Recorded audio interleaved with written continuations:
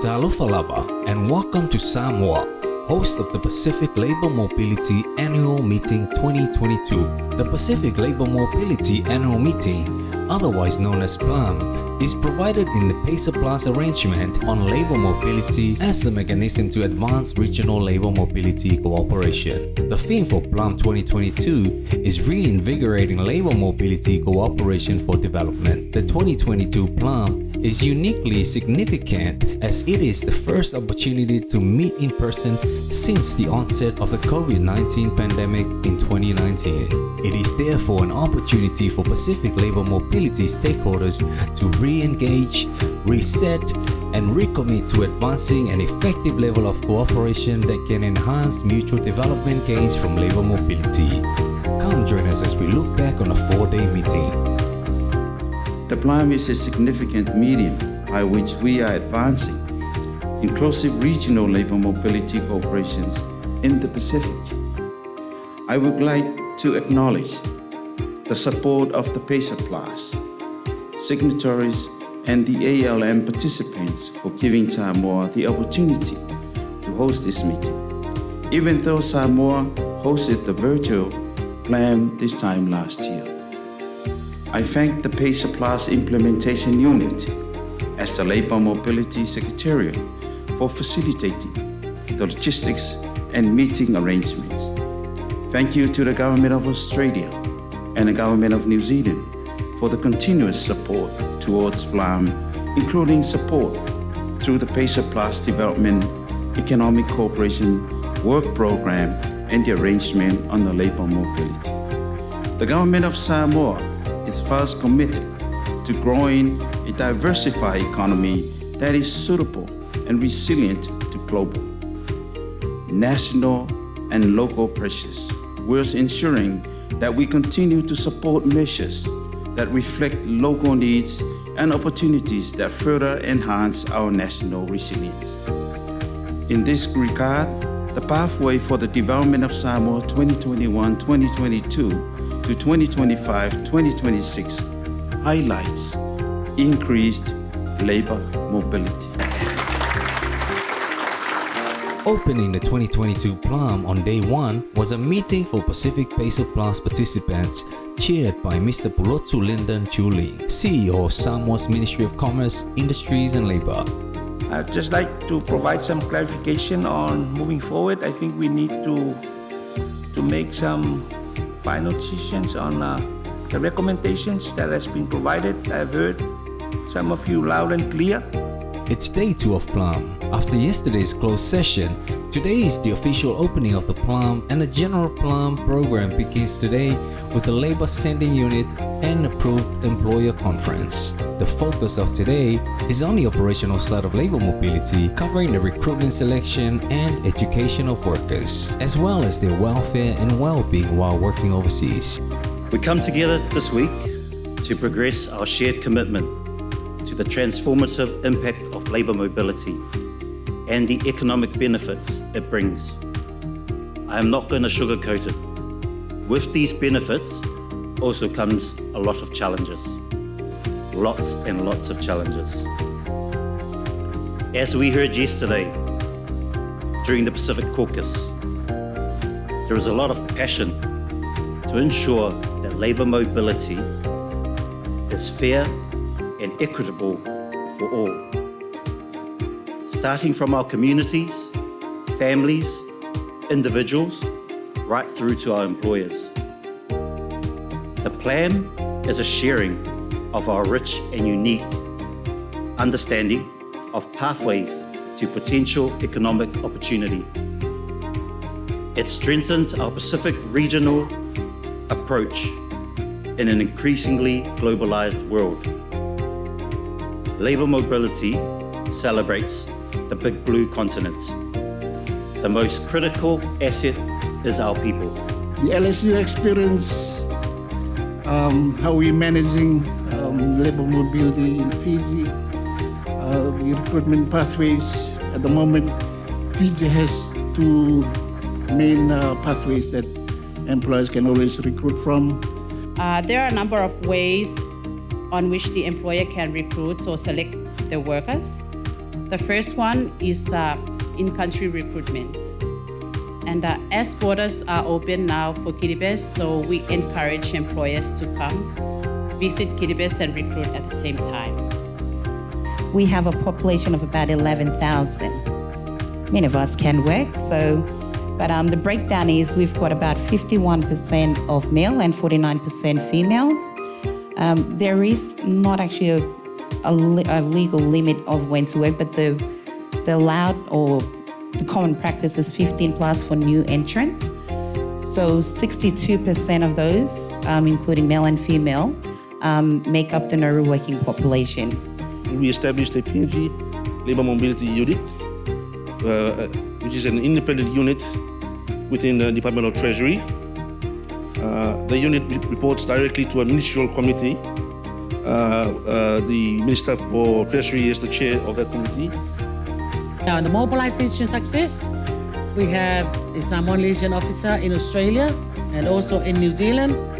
And we're going to have another liaison officer in Australia due to the biggest number of workers in Australia and also New Zealand as well.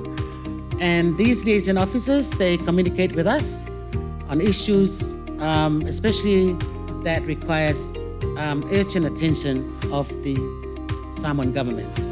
In terms of the welfare support, we have, I'm happy to introduce one of our colleagues here, Dean, who's a liaison officer based in Australia that support us on the ground in that. And we also have the ongoing support system from the PLF, which is very important to us, helping us with the recruitment process and also the rest of the support organizations that are helping us there. When the Labour Mobility Program began, the number of households participating in the Labour Mobility Program is highest in Tongatapu, which is the main island, with over 2,500 participated in either the Australian or New Zealand program or both. Total workers job in Australia, 7,420. Remitted almost 50 million USD to Timor Leste. Established a merit-based worker selection process to reduce nepotism for transparency and equity. Mobilization success after 2 years after COVID, we successfully started to mobilize again. We had 20 workers to Australia, and we're looking at 90 workers to New Zealand. We are currently one of the largest sending countries in the Pacific within Labour Mobility Program, but that doesn't mean that we do not have the challenges in the program. The scheme sits within the Ministry of Internal Affairs under the leadership of the Commissioner of Labour as provided by law, and the LSU form parts of the wider Department of Labour and Employment Services. So I think we also need to recognise that, COVID was another evil and we can learn from COVID, but I don't think we must make all our decisions based on COVID. The scheme was working extremely well before that, and I think COVID has been very disruptive. And I think for AEs and everybody else, if we can learn one thing from COVID, we all got round the table and collaborated and managed to bring in a record number of workers through very extremely difficult conditions that varied from state to state and from territory to territory in Australia. So I think we must congratulate ourselves, and I think we must learn from that collaboration, because I think we're forgetting that collaboration. But productivity is pretty important for employers, and RSE has been fantastic for our industries. And just to give you a quick understanding of that, since 2012, wine has grown 36% in export revenues to $2 billion in New Zealand. Apple and pears has grown 113%. to $850 million. Kiwi fruit has grown 175% to $2.75 billion, and that's just the main sectors involved, and RSE has been fundamental to its growth. On day 3 of PLMAM was the Development Impact Workshop, where we heard from regional and international organizations on the development impact of labor mobility. We also heard from case studies of best practices in Tonga, Samoa, and Vanuatu. APTC has been delivering in the Pacific since 2007, and we have increased that delivery over years and changed the delivery because we have to. We have to be able to meet the needs of industry, local institutions and governments across the region to ensure that we are delivering skills for people to have graduate outcomes, employment outcomes. It's no point delivering skills if people don't have that outcome. In step 1, the labor mobility pathway would have already been clarified to students. They would have the option to registering for the Ahapanolo Labor Mobility Work Ready Board. They can also work closely with the private sector at this stage to establish arrangement for API alumni who are currently employed to use labor mobility as an internship program where their staff can acquire international level skills and return to support the development of their businesses. I already alluded to the definition of reintegration, but what we're trying to answer during this session is how do we make it a sustainable process? And in this regard, we are looking at sustainable reintegration as a process where the worker or the migrant has reached a level of economic self-sufficiency. They've also attained social stability within the community that they came from, within their family, and also making sure that they have psychosocial well-being to allow them to cope with the migration dynamics. We have a lot to applaud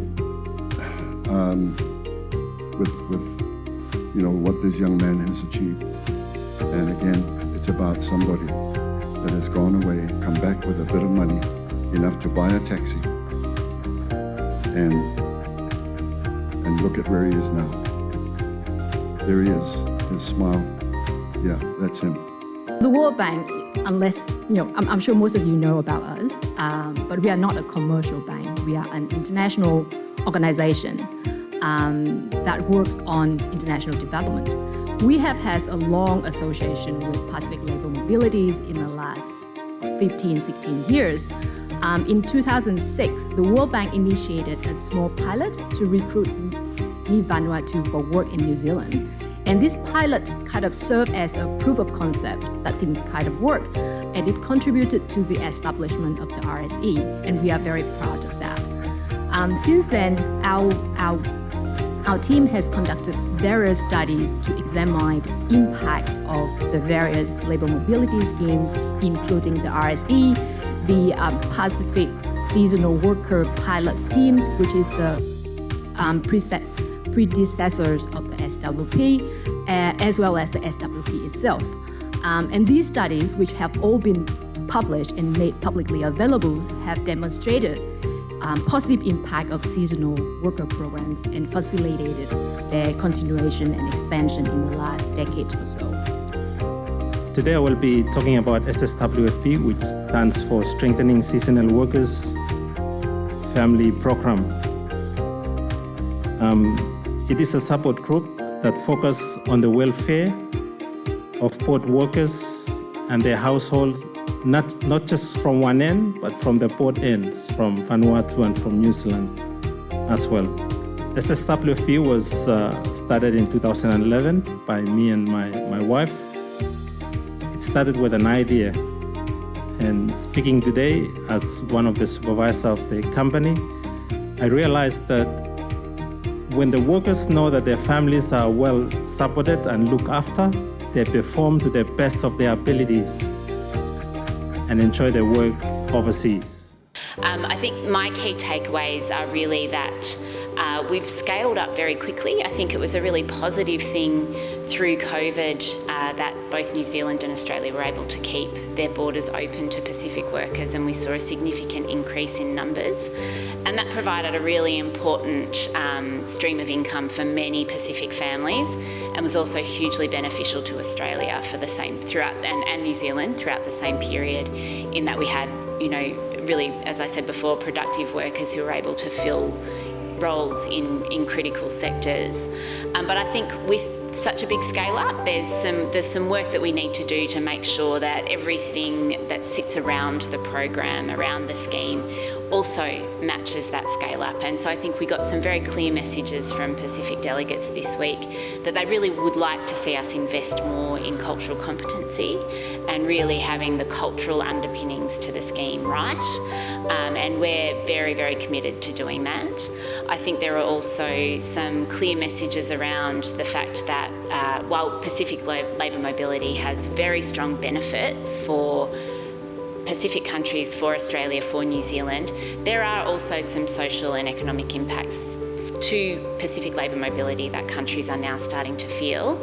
And it's really important that we work together as a Pacific family to find the ways to address those. For us, this was really an invaluable opportunity to talk about New Zealand's approach to Pacific labour mobility, in particular an invaluable opportunity to start to talk about the RSE policy review, which we're undertaking from now until middle of next year.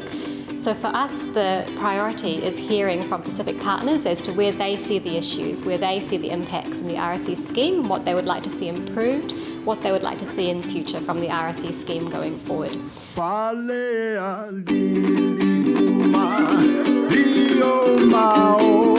Pese,